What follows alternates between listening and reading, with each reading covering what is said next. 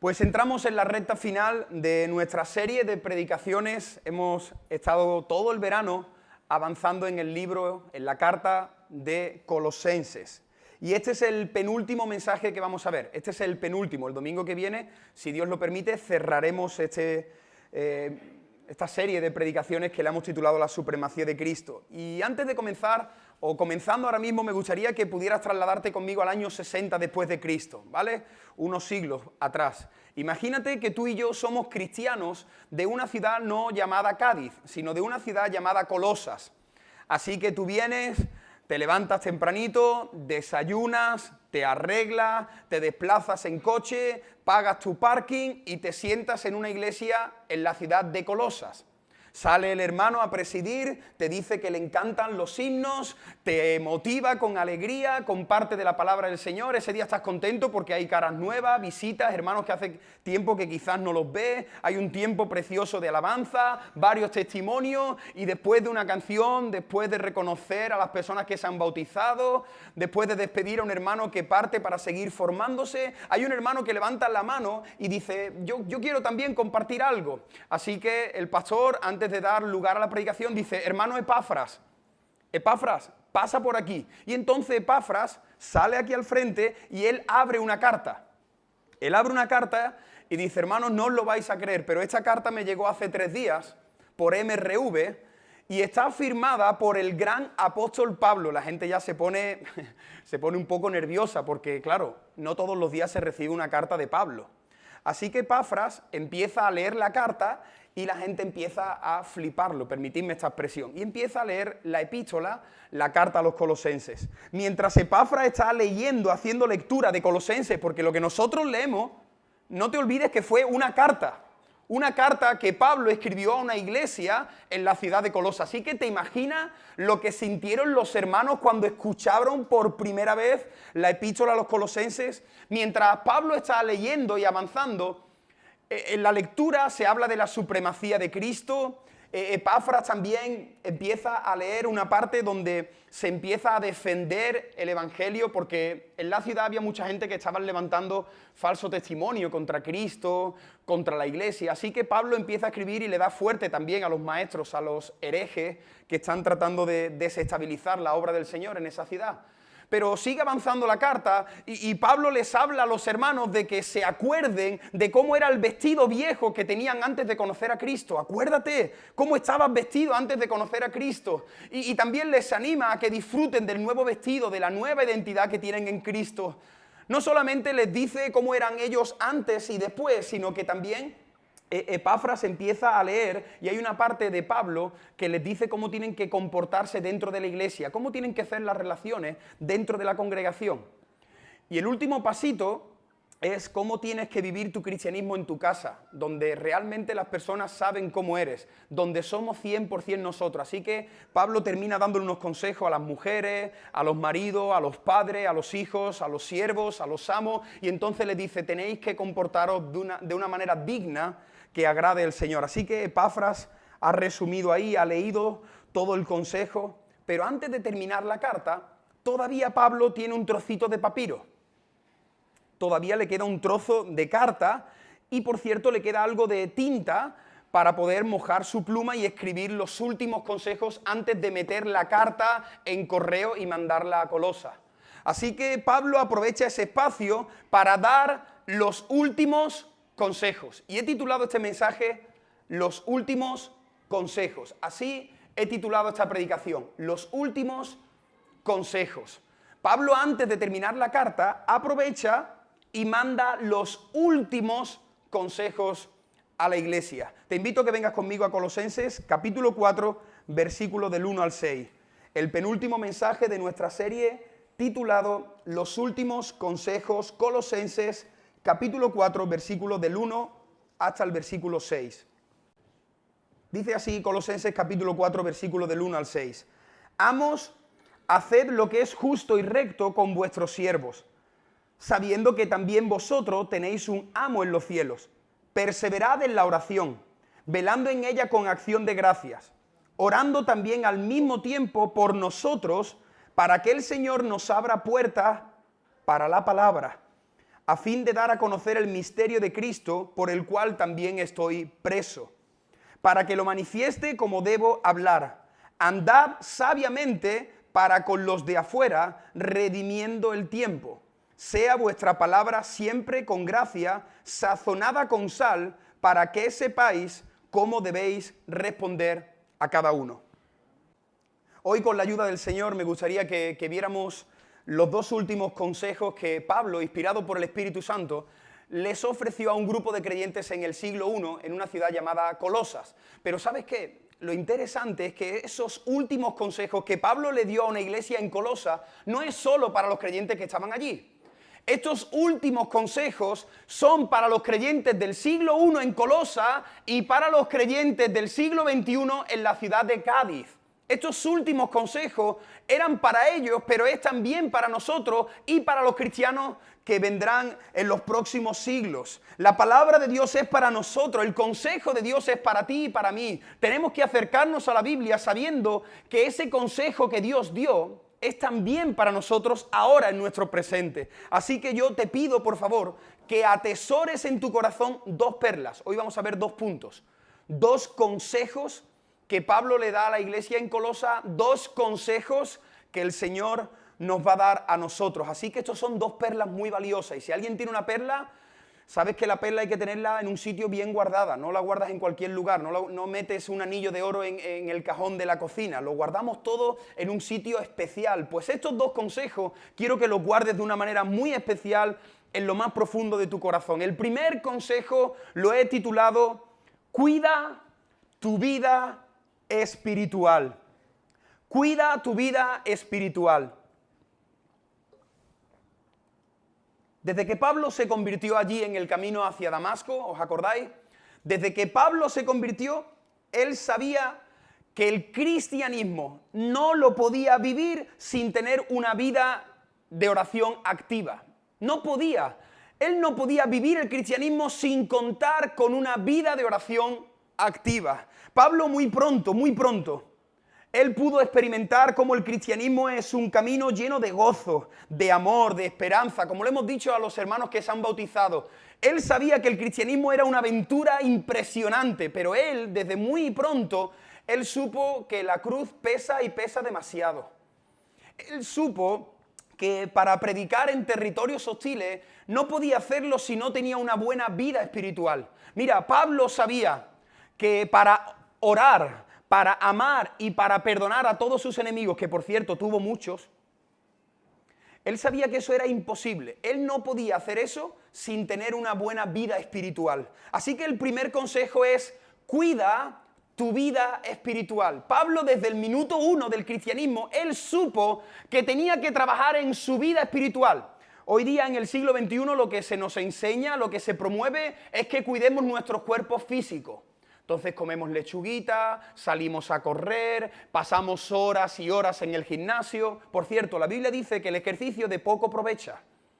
El ejercicio sí, está bien hacer ejercicio y cuidar tu cuerpo, pero más que tu cuerpo es cuidar tu estado espiritual.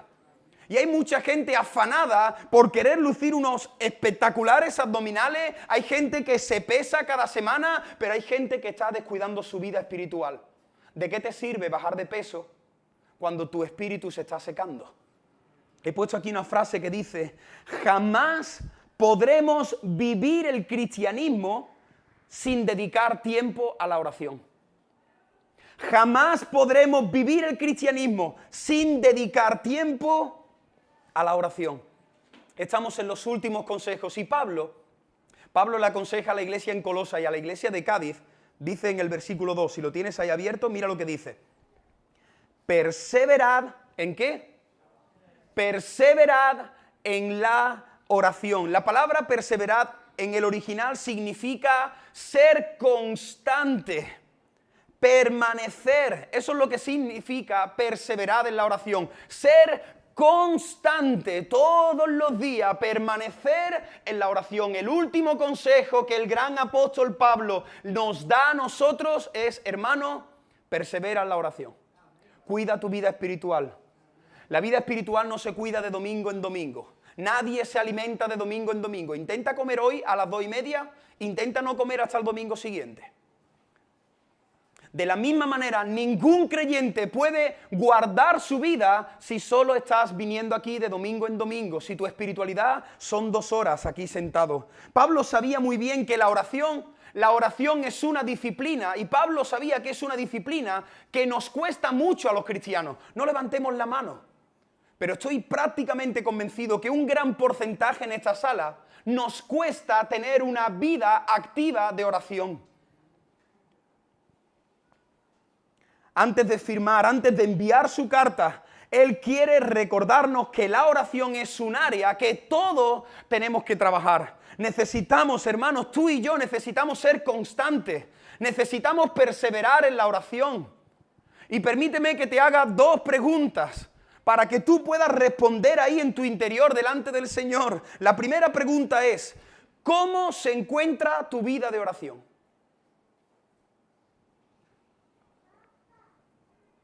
¿Cómo está tu vida de oración?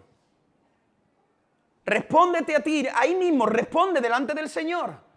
Ponte una nota, pon mal, regular, bien o muy bien. No pases, no desconectes, no pienses en el pollo con patatas. Responde a esta pregunta. ¿Cómo está tu vida de oración? La segunda pregunta. ¿Cuánto tiempo dedicas a la oración? ¿Cuánto tiempo dedicas a la oración? ¿Cómo está tu vida de oración? ¿Cuánto tiempo le estás dedicando a orar al Señor? A cuidar tu vida espiritual. ¿Cuánto tiempo le dedicas al gimnasio? ¿A que lo sabes?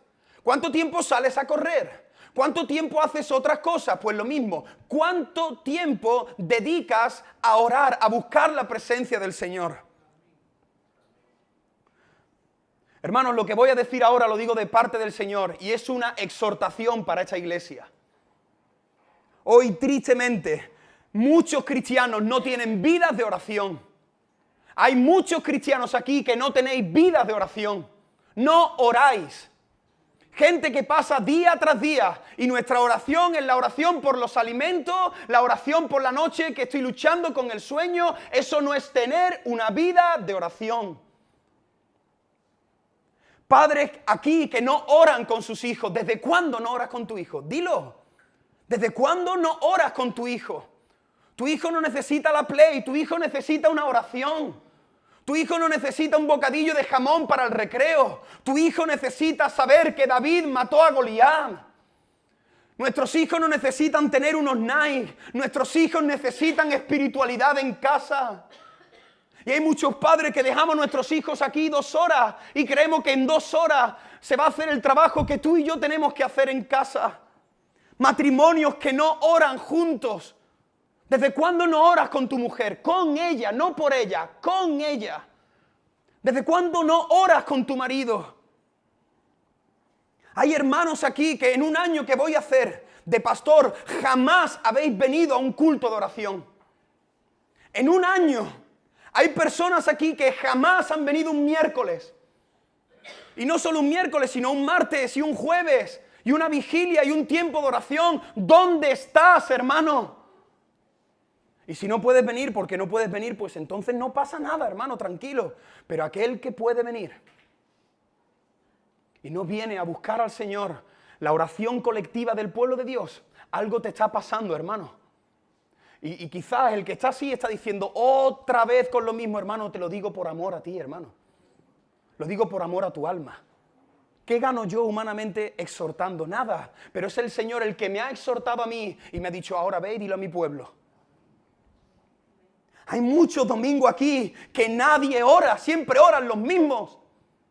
Y hay que orar. La Biblia dice que hay que levantar nuestra oración. Deja ya el temor al hombre, deja ya la religiosidad, levanta tu oración. Esto no puede ser una iglesia católica. Esta es la casa donde el Dios vivo nos visita. Donde nosotros tenemos que levantar nuestras oraciones, tenemos que pisarnos unos con otros, pero no, ahí están los 4 de siempre. Hay personas, hay ministerios en la alabanza, en la predicación, sirviendo con los niños, que venimos aquí, hacemos las cosas, pero no oramos. ¿Cómo es posible eso? ¿Cómo voy a ministrar yo al Señor sin haber orado antes?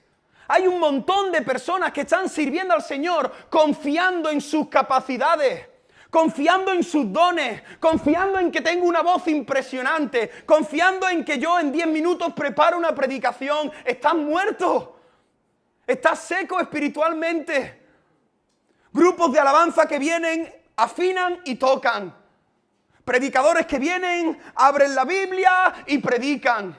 Personas que están aquí con los niños, que por la noche miran que Noé hizo el arca y para adentro. Eso no puede pasar en la iglesia del Señor. Necesitamos cuidar nuestra vida espiritual.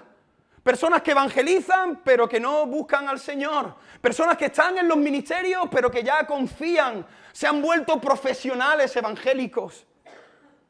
Necesitamos volvernos a la oración, iglesia. Ese es el consejo de Pablo. Dice esta frase, nuestro estado espiritual depende de la oración y del estudio de la palabra. Nuestro estado espiritual. Igual que cuando tú vas al médico y te dice que te falta una vitamina y te dice tómate esto cada 8 horas, de la misma manera tu estado espiritual depende de 2 cosas. La oración y la palabra y la oración. Nadie va a crecer en su relación con el Señor. Nadie va a experimentar cosas especiales si no te vuelves a la oración y a la palabra. Nadie. Tu vida va a seguir aquí pasando año tras año. Necesitamos volvernos a la oración y a la palabra. Mira, la oración y la palabra son como las 2 alas del avión. Quítale un ala al avión, a ver qué pasa. La oración y la palabra es como las 2 alas del avión que le dan el equilibrio. Las vidas espirituales necesitan oración y palabra. Las iglesias necesitamos oración y palabra. Y esto es lo que quiero decir de parte del Señor. Y hablo a nivel general, por favor, que nadie esté pensando en sí mismo. Ahora estoy hablando a nivel general. Yo creo que esta iglesia, por lo menos el tiempo que estamos aquí, el ala de la palabra creo que la llevamos bastante bien. Estudiando la palabra semana tras semana, pero ¿sabéis qué? El Señor ha hablado a mi corazón que necesitamos volvernos a la oración. Necesitamos pasar más tiempo buscando al Señor. Cuando estamos aquí, esto no podemos estar aquí en silencio, orando en mi mente. Hay que buscar al Señor con violencia. Tenemos que clamar por nuestros hijos. Es hora de doblar rodillas. Es hora de levantarte de la presencia de Dios y ver que hay un charco de lágrimas entre tus pies. Los bautistas siempre han sido considerados como hermanos centrados, poderosos en la palabra, pero también han sido muchas veces criticados por una falta de pasión por el Espíritu. Y es verdad, hermano, y es verdad. Pero cuando hay un bautista, cuando hay una iglesia bautista pentecostal que busca ese equilibrio, entonces es poderosa. Porque mira, hay mega iglesias espirituales que tienen solo el ala espiritual y ahí están orando y orando y orando y orando y la palabra nada. Y hay otras iglesias que son mega iglesias en doctrina, precisos en doctrina, toda la definición, leen buenos libros, pero su vida de oración es escasa. Nosotros tenemos que ser una iglesia que vuele, que despegue para la gloria de Dios. Una iglesia viva en el Espíritu y una iglesia anclada en la verdad del Evangelio. Nuestro estado espiritual depende de la oración y del estudio de la palabra. ¿Cómo está tu estudio? ¿Qué libro de la Biblia estás estudiando? ¿Qué libro tienes sobre la mesita de noche? Hermano, te digo esto de verdad, porque el Señor te ama. Te digo esto porque el Señor te ama. El primer consejo de Pablo es cuida tu vida espiritual. Permíteme que te dé algunas recomendaciones prácticas, porque a veces escuchamos esto y bueno, sí, ya sé que tengo que orar, ya sé que tengo que leer la Biblia. Mira, permíteme que te dé algunos consejos. Primero, si hay alguien aquí que está en un estado de decadencia espiritual, ¿eso qué es? Alguien que se está enfriando espiritualmente. Si hay alguien en esta sala que no tiene una buena relación con el Señor, mi primer consejo es pide ayuda. Pide ayuda. Mira, cuando tú te sientes que algo te duele en el cuerpo, te metes en internet o llama y ¿qué haces? Pides cita al médico, ¿verdad?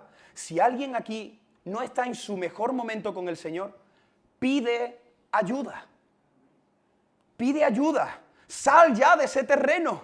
Sal de la religiosidad, de la apatía, de la indiferencia. Pide ayuda. Ese es mi primer consejo. Mi segundo consejo, para que este punto no sea un punto que termina aquí, yo te animo a que lo hagas hoy, no mañana. Hoy. Fija en tu agenda un día, 1 hora, todos los días de la semana, 1 hora, donde tú vas a desconectar de todo. Y vas a tener un rato solo, tranquilo, con la palabra y la oración. eso te va a salvar. Mira, no lo sé, no sé cómo es tu agenda, quizás a las 7 de la mañana, quizás de después de comer, quizás tú eres alguien que te gusta más hacer por la noche, estudiar, pero hoy, proponte ahora a las 12:30 de la mañana, dile al Señor, Señor, voy a intentarlo, mañana lunes, de 4 a 5, voy a estar a solas contigo, ni internet, ni móvil, ni perro, ni marido, ni hija, ni distracciones, tú y yo, de 4 a 5, y yo te garantizo que en muy poco tiempo tu vida espiritual cambiará. Te lo garantizo. Dile al Señor una hora y sé un hombre y está ahí esa hora. A veces sentirás, otras veces no sentirás, algunas veces alucinarás y disfrutarás del pasaje y otras tendrás que leer Levítico, pero ahí te quedas. Una hora. Aquí estoy, Señor. Ojalá este consejo, muchos de los que estamos aquí, lo pongamos en práctica. Tercer consejo. Para que esto no quede aquí, piensa en alguien a quien le vas a decir esto. Piensa en alguien. Busca a un hermano y dile, mira hermano, yo hoy me voy a proponer todos los días de mi vida estar una hora a solas con mi rey. Y quiero decírtelo a ti. ¿Para qué? Para que me preguntes. O quizás puedes quedar con ese hermano y decir, yo también me animo. Así que, ¿qué te parece? ¿De 4 a 5 te viene bien? Sí, a las 4 nos vamos a dar un toquecito con el móvil, ¿vale? Sí. Y entonces le das el toquecito y entras a las 4, tú en tu casa y él en la suya, y a las 5 os dais otro toquecito y compartís y os rendís cuentas. Ese es mi consejo. Para que esto no quede aquí, piensa en alguien a quien le vas a rendir cuentas para vivir una correcta espiritualidad. Y si alguien aquí necesita pues algún libro para trabajar esto, yo llevo ya casi un año recomendando este libro. Este libro se titula 40 días que revolucionan tu relación con Dios. Si alguien no lo ha hecho, te animo a que lo hagas. Es un libro que tienes que hacer en 40 días. Está comprobado que cuando tú logras hacer algo 40 días, luego ya se convierte en un hábito y te resulta más fácil. Así que en 40 días yo te animo a que hagas este libro. Puedes pensar en alguien. Y este libro te va a dar un montón de prácticas, un montón de ideas para que puedas experimentar de nuevo la presencia del Señor. Cierro aquí nuestros anuncios, están en la librería por tan solo 10 euros.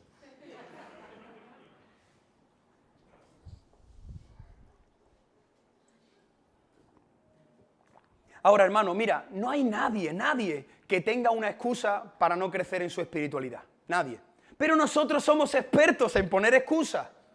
No hay nadie, ni aquí ni en el planeta Tierra, que tenga una excusa para decirle al Señor, no, Señor, es que yo estoy a tope con mis estudios, con mi trabajo, es que los niños, es que yo llego a casa, no hay excusas.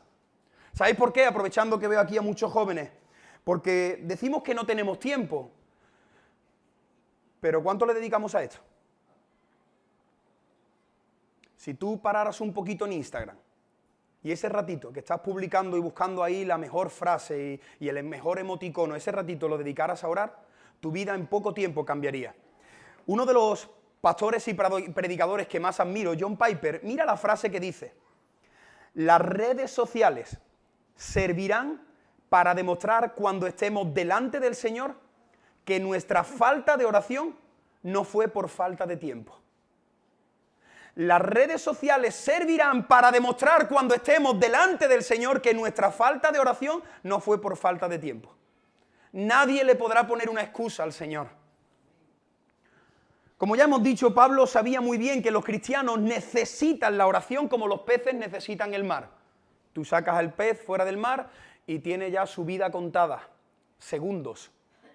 Pero el apóstol también sabía que los hijos de Dios en medio de este mundo loco íbamos a ser muy tentados. Tú sabes que cuando el diablo ve que tú estás débil en la fe, empieza a tentarte. Él espera que tú te alejes un poco del Señor, que te alejes un poco de la presencia del Señor, de la iglesia, y entonces cuando te ve así, empieza a tentarte, porque sabe que estás débil, sabe que vas a caer.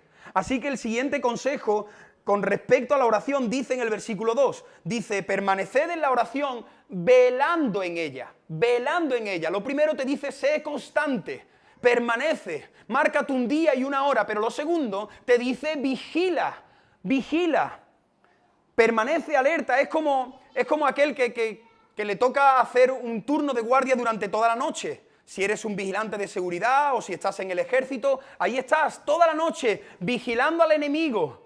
Antiguamente aquellos que estaban en los torreones de los castillos ahí, ellos no podían dormir, ellos no podían sacar el beIN Sport y ver el partido. Ellos tenían que estar vigilando. Lo segundo que tenemos que hacer es vigilar con la oración. Con la oración estar alerta. ¿Por qué? Porque el diablo viene a hurtar, a matar y a destruir. El diablo te odia. El diablo quiere acabar con tu vida, con tu matrimonio, con tu espiritualidad. Todos los que estamos aquí, todas las personas que estamos aquí, estamos luchando con pecados, con ídolos y tentaciones. Todos los que estamos aquí, estamos luchando con pecados, con ídolos y con tentaciones. Y estas cosas tratan de alejarnos del Señor.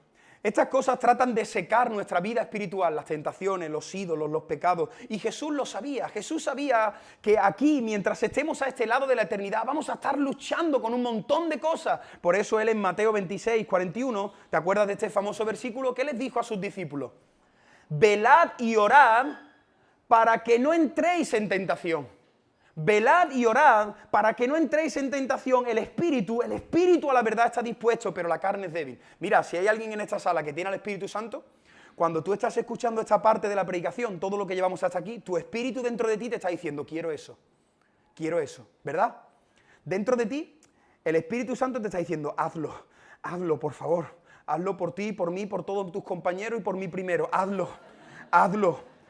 Si alguien aquí tiene al Espíritu Santo, el Espíritu Santo cuando te hablan de cosas espirituales dentro de ti te dice, por favor.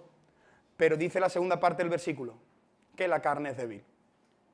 El Espíritu quiere, pero a nuestra carne le encanta apurar al máximo la hora de la siesta, levantarnos lo más tarde posible para salir corriendo, acostarnos lo más tarde posible. Quiero decir algo, mira, si hay alguien aquí que está luchando con un pecado, con una atadura, escucha bien. No vas a poder con eso, nunca. No vas a poder con eso si no te fortaleces en tu vida espiritual. No vas a poder. No lo vas a conseguir. El diablo te va a partir la cara, te va a tirar a la lona y se va a reír delante de ti. Para vencer al pecado, para pisotear a nuestros ídolos de cartón, tenemos que trabajar nuestra vida espiritual. Nadie en esta sala puede vencer a sus ídolos, a sus tentaciones, sin perseverar y sin velar. Nadie. Por eso es algo que tenemos que hacer todos los días. Necesitamos, como Pablo, hay un versículo que dice, orad sin cesar. Orad sin cesar. Yo durante mucho tiempo no entendía ese versículo. Yo creía que orar sin cesar era que tenía que estar todo el día orando. Que tenía que estar en mi habitación todo el día orando sin cesar, pero no. Yo lo que he descubierto es lo que pienso de este versículo es que Pablo lo que te está diciendo es trata de estar conectado con Dios siempre. El ejemplo es este, es muy bueno.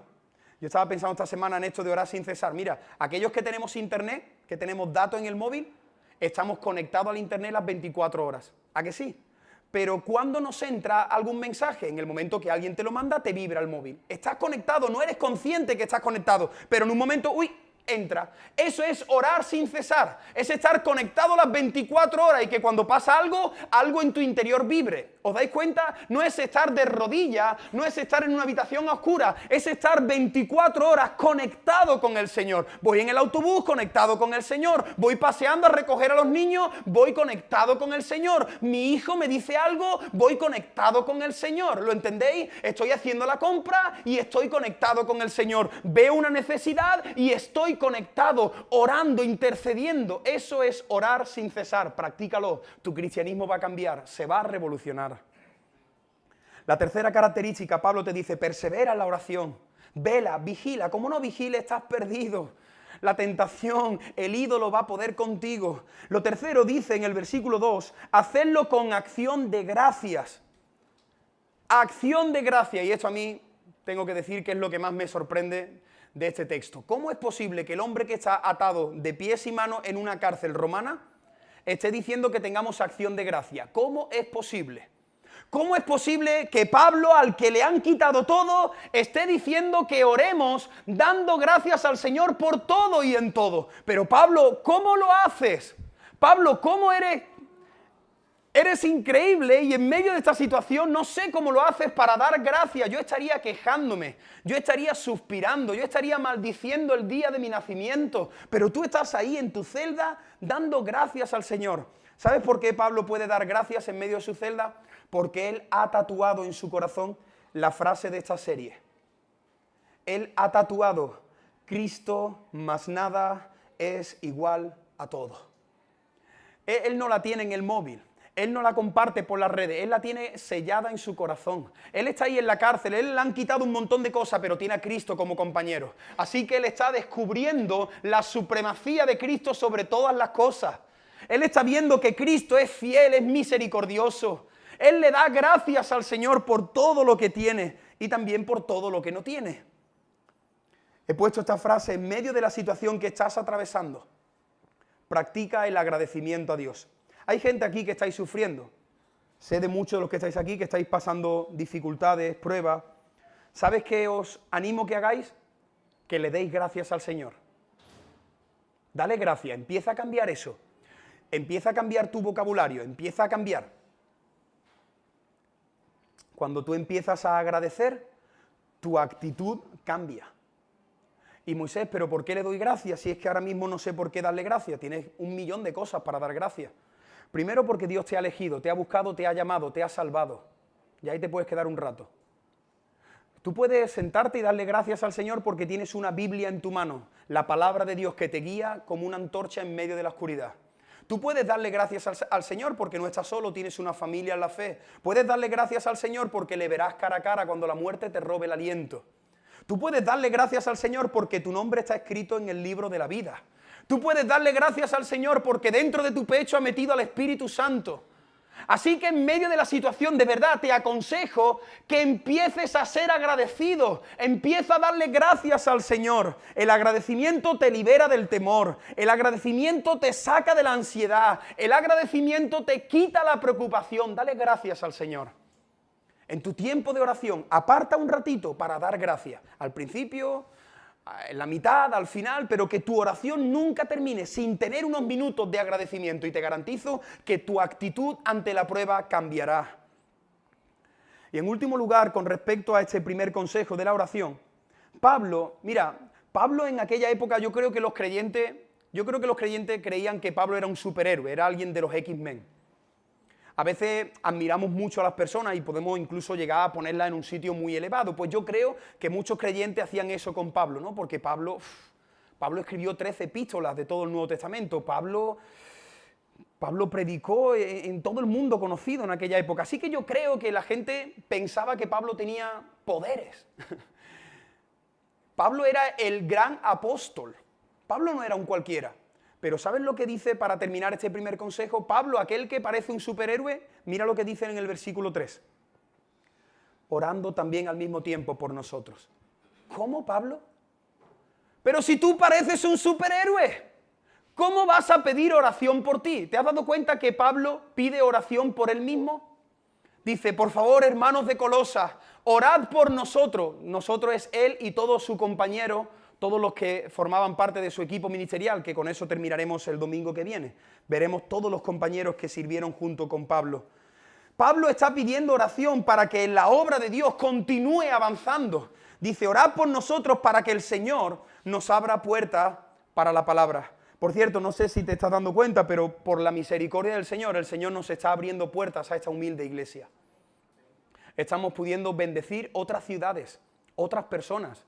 Hay un punto de misión en Sanlúcar, hay un punto de misión en Arcos, estamos a punto de poder iniciar la construcción del templo en Chiclana. ¿Tú te has dado cuenta de lo que Dios está haciendo? ¿Tú le das gracias al Señor por eso? ¿Tú le estás dando gracias al Señor de que este pequeño grupo de creyentes en Cádiz, Dios en su misericordia les está permitiendo extender sus estacas? Pero ahora Pablo dice, oro para que Dios siga dando oportunidades y se predique el Evangelio, pero por favor, iglesia, orad por mí. Orad por todos aquellos que están sirviendo. Hermanos, quiero pediros algo a todos los que me estáis siguiendo en este mensaje. Acuérdate de orar por la obra del Señor, pero por favor, si no lo estás haciendo, a partir de hoy, yo te pido por favor, ora por las personas que están sirviendo en esta iglesia. ora por los jóvenes que están aquí sirviendo, ora por los hermanos que vienen cada domingo a servir en la alabanza, ora por ellos. Ora por los que se meten aquí a enseñar a los niños. Ora, ¿tú lo estás haciendo? Ora por los hermanos que los martes están repartiendo alimentos. Ora por los hermanos que están en Sanlúcar, allí en Chiclana, en Arcos. Ora para que Dios siga levantando obreros a su mies.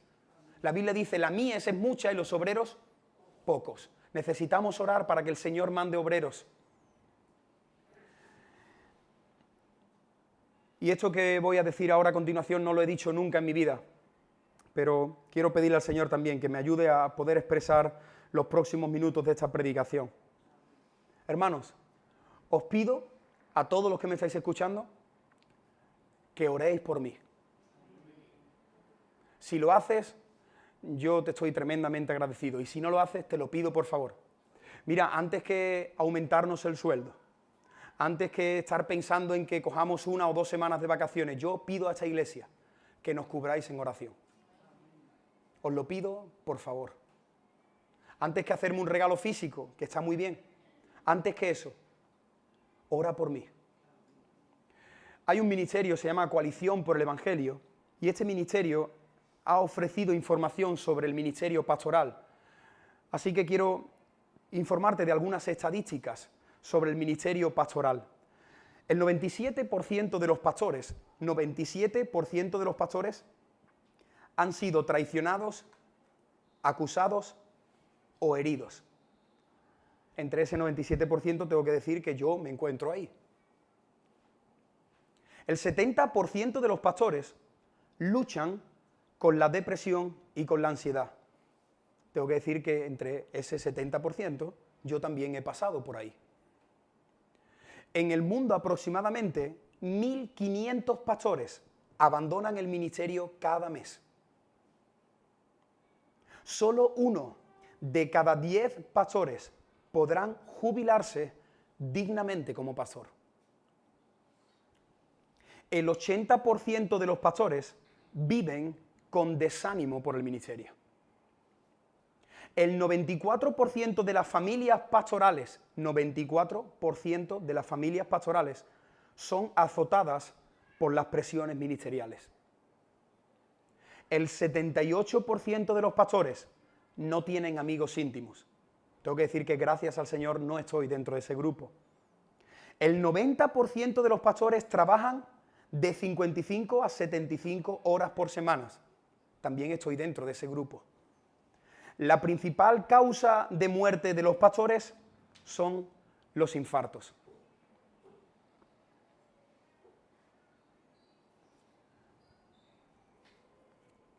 Este sábado sucedió algo terrible. Muchos de los que estamos aquí creo que hemos recibido esta información. Un pastor de California, llamado Andrew, con 30 años, sobrecargado por muchas situaciones personales, ministeriales, decidió quitarse la vida. Así que este consiervo, este hermano en la fe, se suicidó. Tanta la carga, no podemos saber qué sucedió con exactitud, pero finalmente pensó que la solución era quitarse la vida. Con 30 años ha dejado a una mujer y a sus 3 hijos, y su esposa escribe lo siguiente: anoche, el amor de mi vida, el padre de mis hijos y el pastor de nuestra increíble iglesia tomó su último aliento y fue a estar con Jesús. No era el milagro que esperaba, pero ahora está en el cielo con su Padre, libre de dolor, libre de depresión y ansiedad. Por favor, oren por mí y por los niños. No sé cómo voy a enfrentar eso. Estoy completamente desconsolada, perdida y vacía. Nunca en 1.000.000 de años habría imaginado que este sería el final de su historia. Y ella aconseja en su escrito: si hay alguien que esté luchando con pensamientos o acciones suicidas, por favor dígaselo a alguien. Asegúrese de no estar solo y llame a un amigo, algún familiar, antes de tomar esa decisión irreversible. Eres amado y valorado más de lo que crees. Esta hermana, no sé su nombre, pero pide oración, así que permitidme que oremos un minuto por ella. Señor,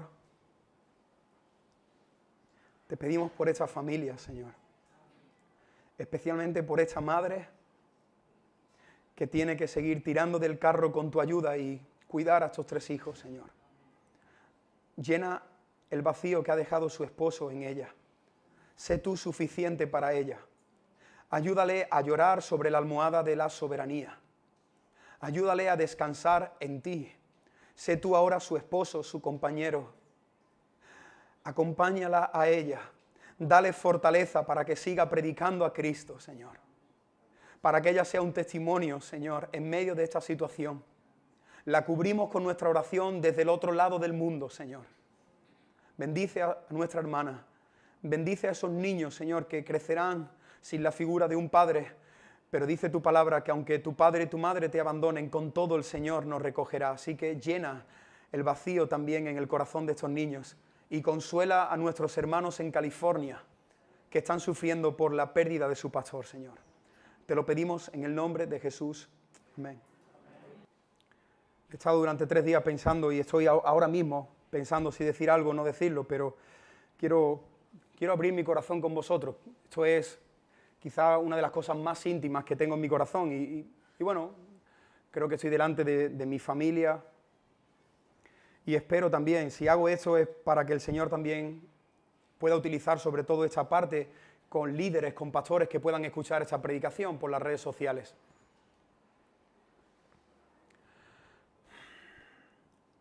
Hermanos, ser pastor es algo tremendamente difícil. Es una carga, es una preciosa carga, es el mayor privilegio que puede tener un hombre, servir al Señor, pero no os podéis imaginar la carga que supone para un hombre, para una mujer, para una familia. No sé si fue el 4º o 5º mes, no recuerdo exactamente, de llegar aquí a Cádiz. Sucedieron varias cosas en la iglesia, en el ministerio, cuando salgo a predicar, a nivel personal, especialmente también con mi hija.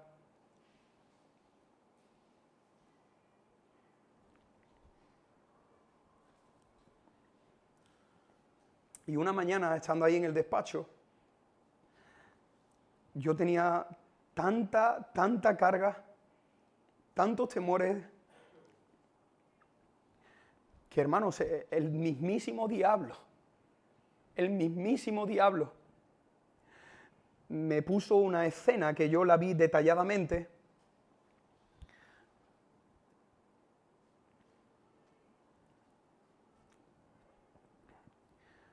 Y en esa escena el diablo me decía, sal de aquí del despacho, ve a tu casa, dale un beso a tu mujer y a tus hijos y arrójate por la ventana.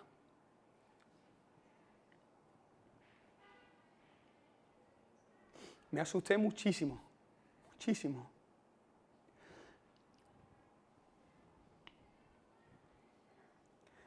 Y gracias al Señor que en su misericordia puso su mano y me guardó y ya ese pensamiento se ha ido, pero quiero deciros que hay una carga muy grande, hermano, física, emocional, espiritual.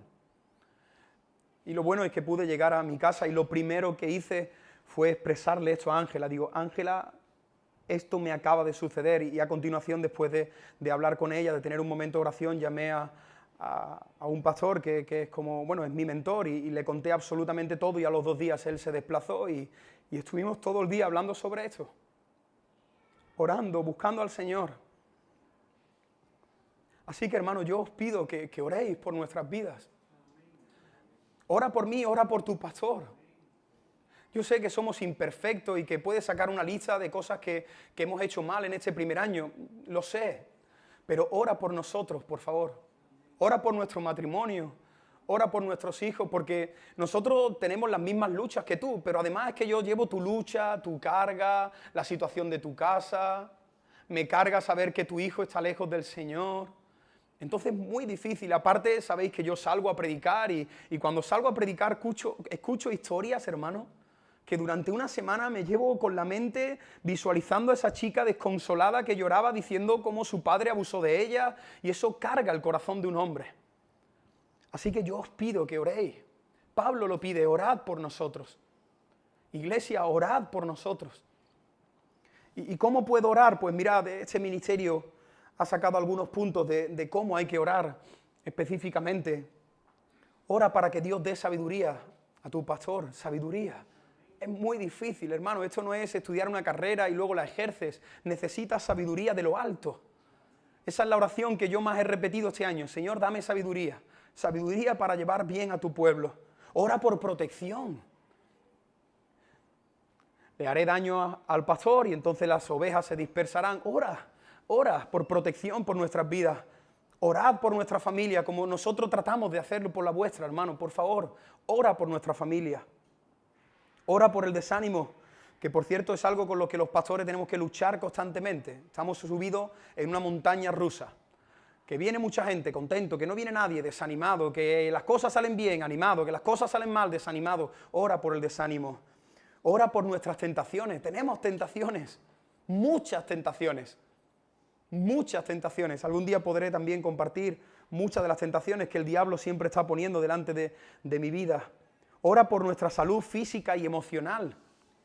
Salud física y emocional.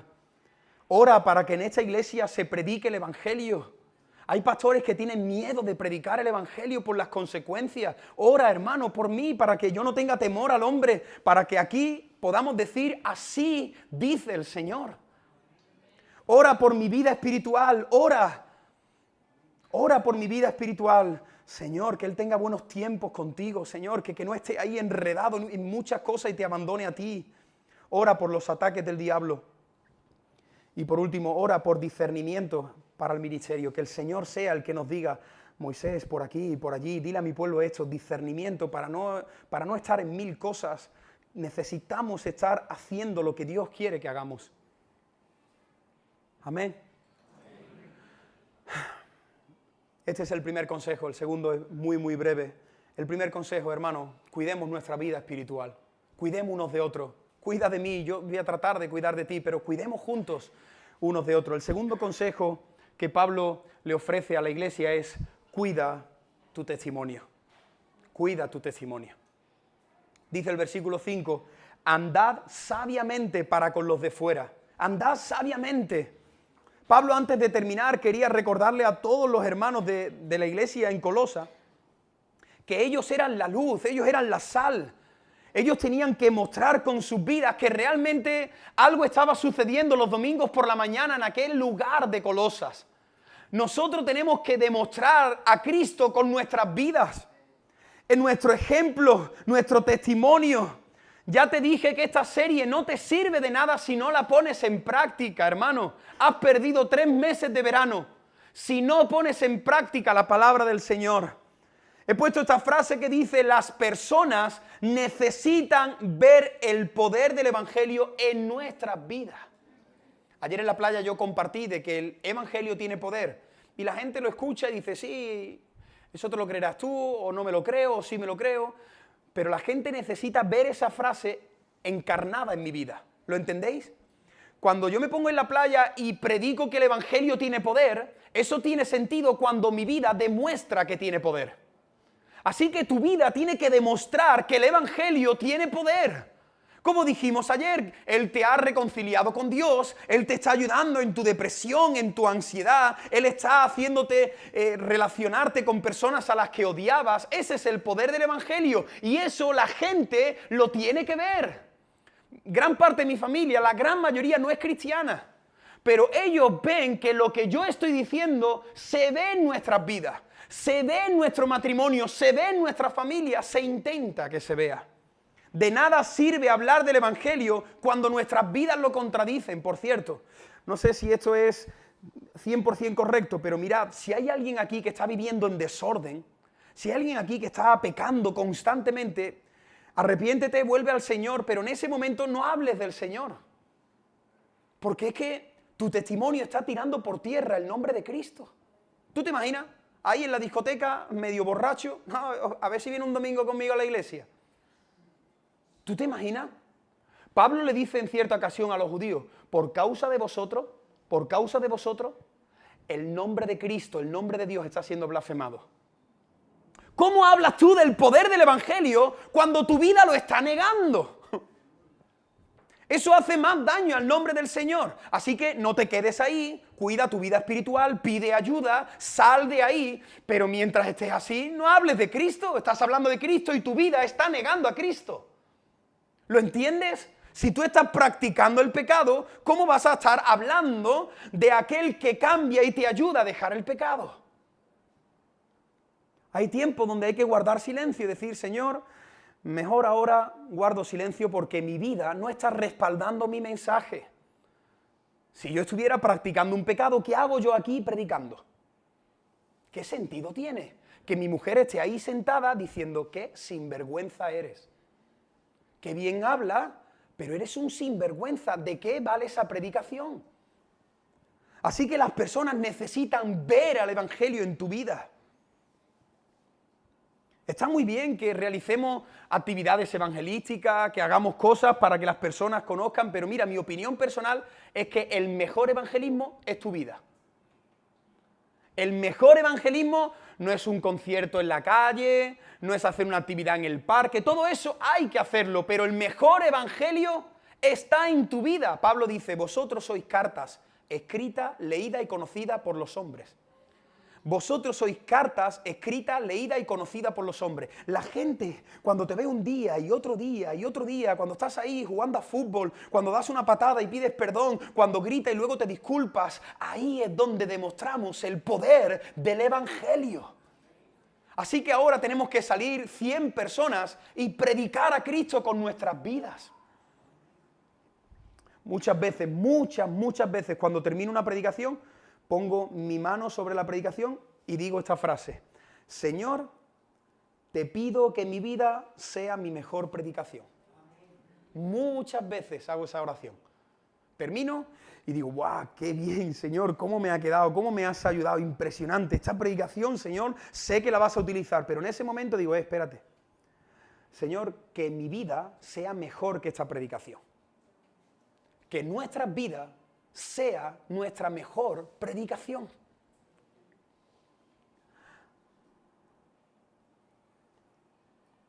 Así que las personas necesitan ver el poder del Evangelio. Versículo 5. Redimiendo el tiempo. Redimiendo el tiempo. En el segundo consejo, Pablo dice, mira, cuida tu testimonio.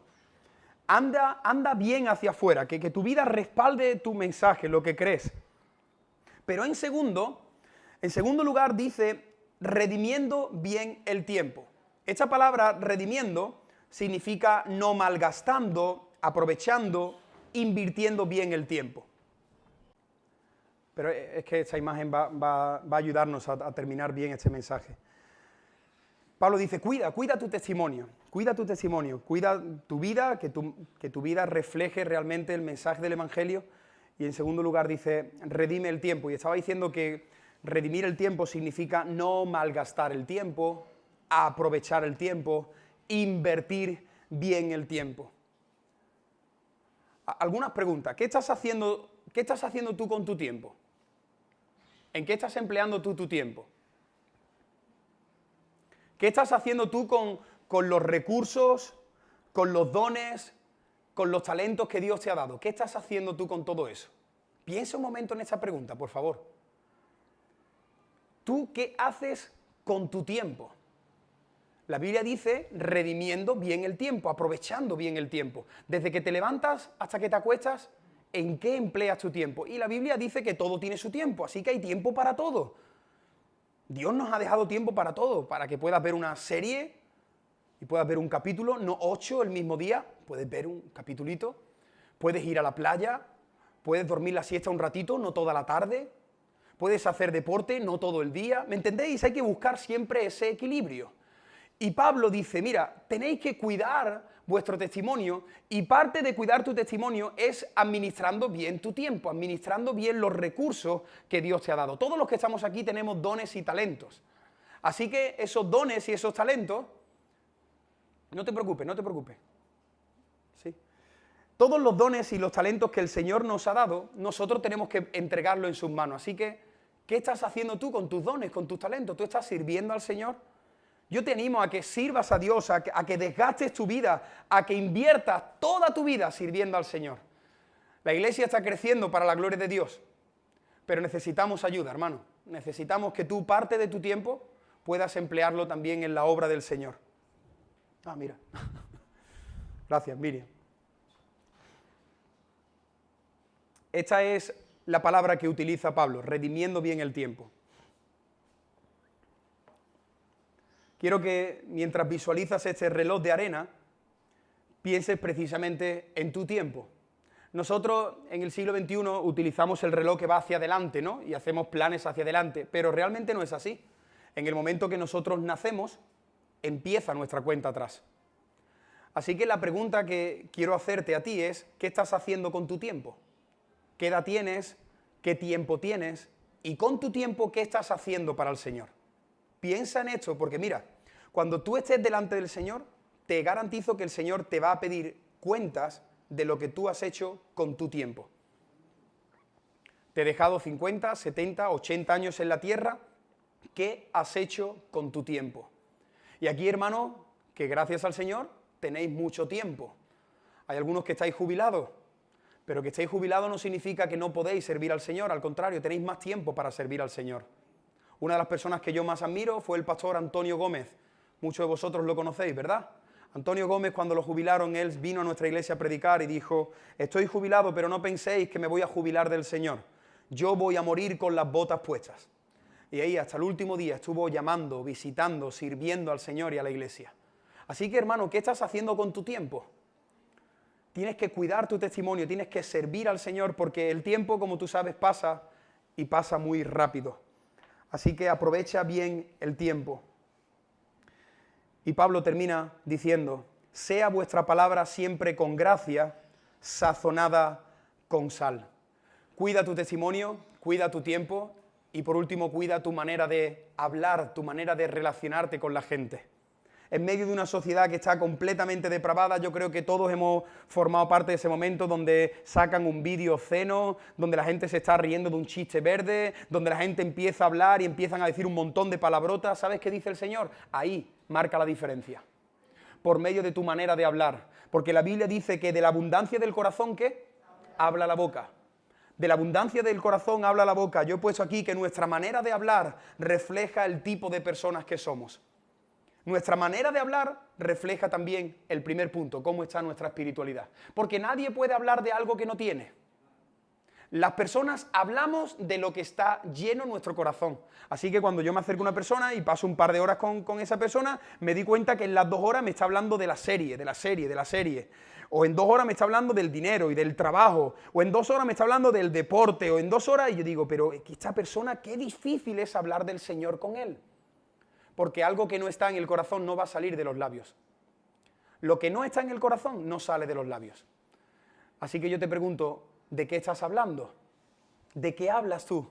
Si estás cuidando el primer punto, tu vida espiritual, tú vas a hablar del Señor con naturalidad. Cuando salga una conversación vas a disfrutar. Pero hay creyentes que solo hablan de cosas superficiales, de cosas vanas. Y nosotros, si estamos teniendo una buena relación con el Señor, nosotros vamos a hablar del Señor con total naturalidad.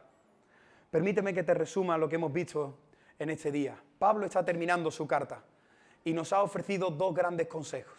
Primer consejo, iglesia: cuida tu vida espiritual. Cuida tu vida espiritual. Y el segundo consejo: guarda y cuida tu testimonio. Si tu testimonio ahora no está bien, pide ayuda. Si tu testimonio no respalda tu fe, pide ayuda. Pídele ayuda al Señor, pero pide ayuda a otras personas. Cuida tu testimonio y cuida tu vida espiritual. Amén.